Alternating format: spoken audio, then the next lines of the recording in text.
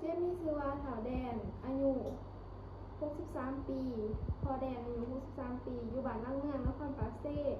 แต่เขาเพิ่งง้อ2 วันแล้วเพื่อมาหาเขาหงปากไปมาใช่สบายดีคุณเจ๊สวัสดีพอซื้อเฒ่าแดนก็ได้ด้วยสูซื้อน้ำเพชรมอนเดอร์เป็นนักศึกษาพยาบาลแต่รับต้องทำจากทางโน้มันเงียพอเพื่อเตรียมพอเขาหงปากด้วยนะพาดูแป๊บนึงเด้อทางมือเป็นคนต่อ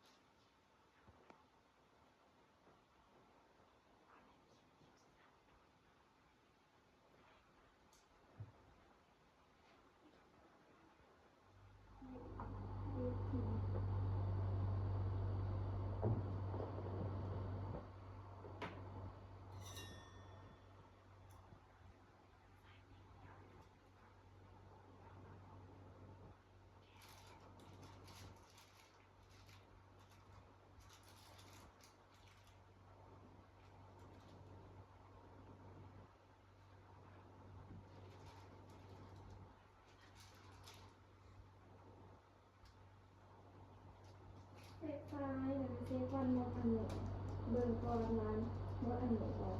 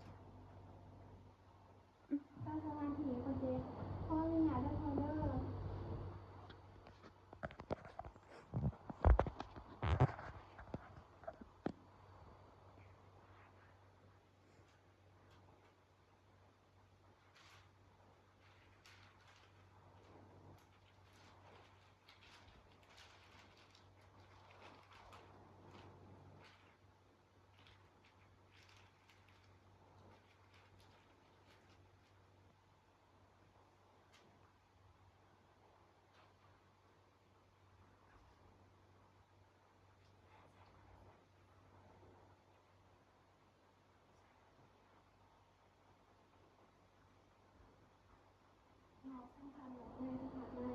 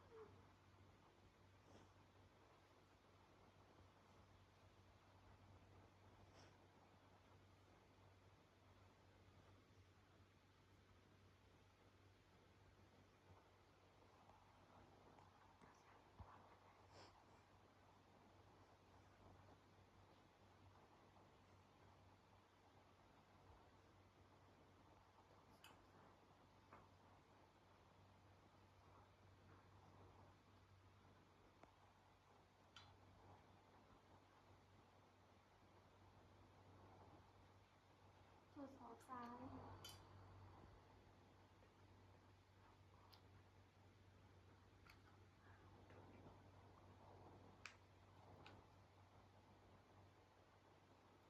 บีบเขาถ้าอันนี้ลูกเป่าคือมันใส่ได้แล้วแต่ว่าซ้ายเฮามันใส่บ่ได้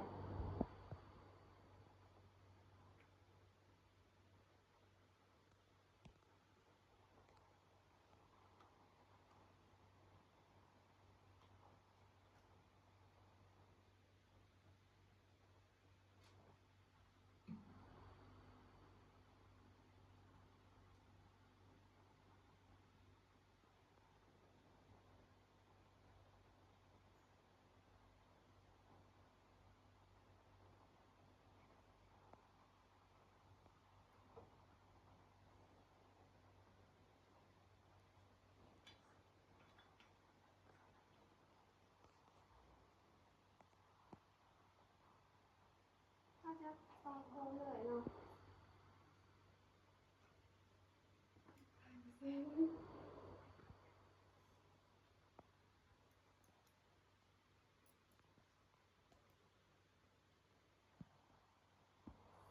ใส่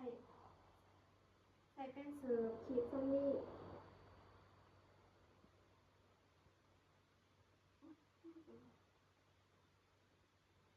ตัวนี้เป็นซัมนี่ตัวนี้เป็นซัมนี่ใส่ NSS ตัวนี้เป็นซัมนี่ใส่เบตาดีน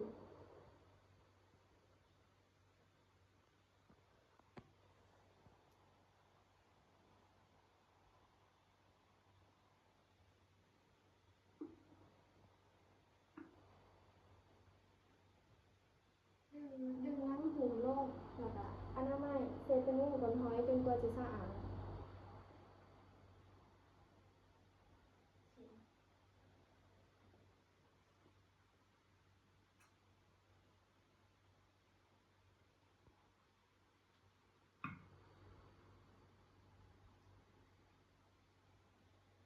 ทางซึ่งว่าสะอาดแล้วให้ใส่ซัมนี่ที่มีเบตาดีนเซตอยู่หูที่เฮาสิแย่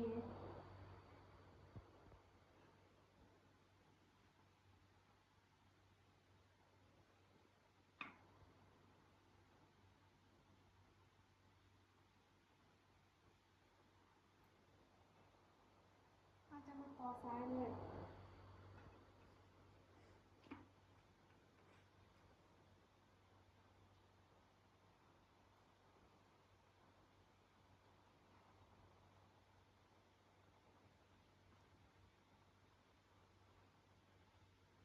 ก่อนนอนตั้งที่อยู่ในอาญาการเกสแสงและค่ายเครื่องถ้าพ่อบ่ไว้ให้พ่อบอกลูกเด้อ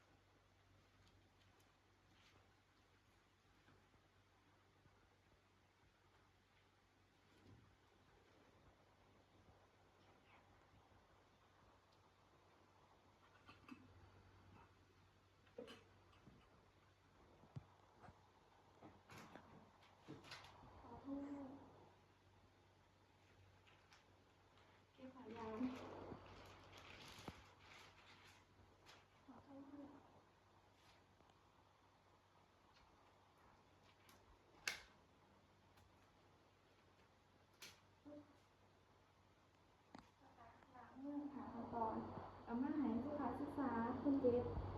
ด้วยพอให้พอตามมาที่พ่อเขาห้องน้ำบ่ให้พอดึงบ่ให้พอคือท้องเหนียวขึ้นระดับสูงกว่าแอลเดอร์แล้วก็บ่ให้พอดึงซ้ายออกเองเพราะว่าอย่างตรงเพราะว่ามันยังมีภูเป่าอยู่ในกบยังอยู่อย่างดึงออกมาแล้วคงยาวพอสีแตกได้ด้วยตอนที่ว่าพ่อเขาห้องน้ำแล้วก็ไปทำธุระส่วนตัวให้พ่อน้ำมันซ้ายให้ดูเยอะๆแล้วก็มาเบิ่งให้แพทย์เองหรือว่าพี่น้องคนเจ็บให้กวดเบิ่งปริมาณแล้วก็สีถ้าว่ามันเต็มให้พี่น้องคนเจ็บซอยแผลโดยการที่ว่าระบายออกใส่ขวดใส่กระตุกมาให้แผลโดยแต่เด้อพอเด้อสำหรับการศึกษาสำหรับการสาธิตการเยียวยาของหมอกระวัชนา